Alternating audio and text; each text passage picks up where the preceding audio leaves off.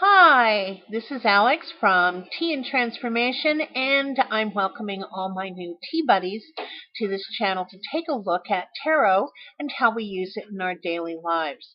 So, one of the things that's really important about tarot, I think, is that we kind of think it's just sort of a parlor game that we use around who my next boyfriend will be. Does he really love me? That sort of thing. But in actual fact, tarot is a method of assisting us in living our daily lives more intentionally, staying within the context that we set for our lives so that as we create our lives, we also are in charge of what that creation is and how it works. So one of the things that I want to do with this Veda project, and last time I did it in April, boy did I fall off the wagon, but one of the things I want to do is take a look at how tarot works specifically for business. And so tonight, what I decided that I would do is pull one card from my most favorite deck, which is the Aquarian Tarot, and take a look at what its message says in terms of business. Now, I do take notes because that's just the way it is for me. I take notes, but here's the card, and I don't know if we're going to be able to see this, and if not, I'm just going to edit in a picture of it. But it's the Eight of Cups. Now, the cups, traditionally, are cards that sort of signify the abundance of life. Not necessarily money, but just sort of our wealth in terms of relationship, in the life that we live, who we surround ourselves with, and all of that sort of thing, except for the Eight of Cups. And so the Eight of Cups, what the Eight of Cups talks about is that we're looking at difficult times. So it's one of those times where we need to stop and reassess what's going on.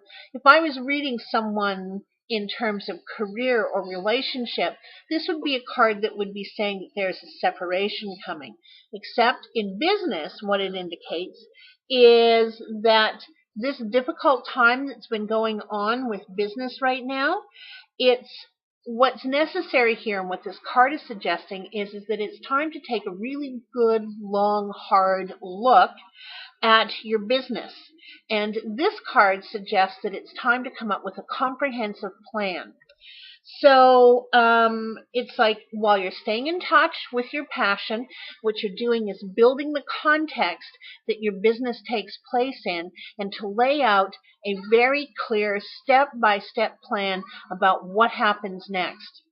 So we oftentimes run back and forth. We have this balancing game between our passion and the mechanics of running a business, and they're often not in balance. So one of the things that the tarot cards are going to ask us to do is to try and keep those things in balance. So it's going to point out sometimes things we don't see. And what it's suggesting here is very clearly that it's time to stop wishing and start doing.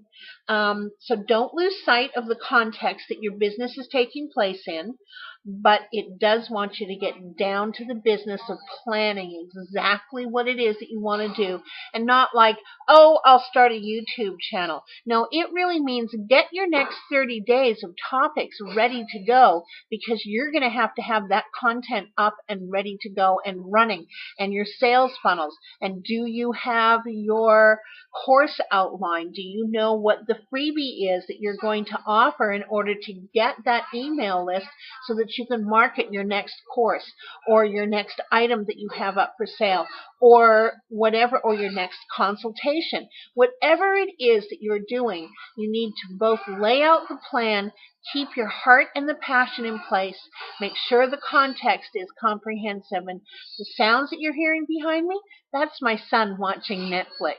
So life is a little messy all the time around here, with 2 dogs, a cat, and a son staying with me for a while. It can get a little nuts. But there's our tarot card reading for tonight. Stay true to your purpose. Keep your heart going, but make sure those plans are laid out for yourself, okay? So this is Alex signing off for Tea and Transformation. Night, all my tea buddies. See you tomorrow.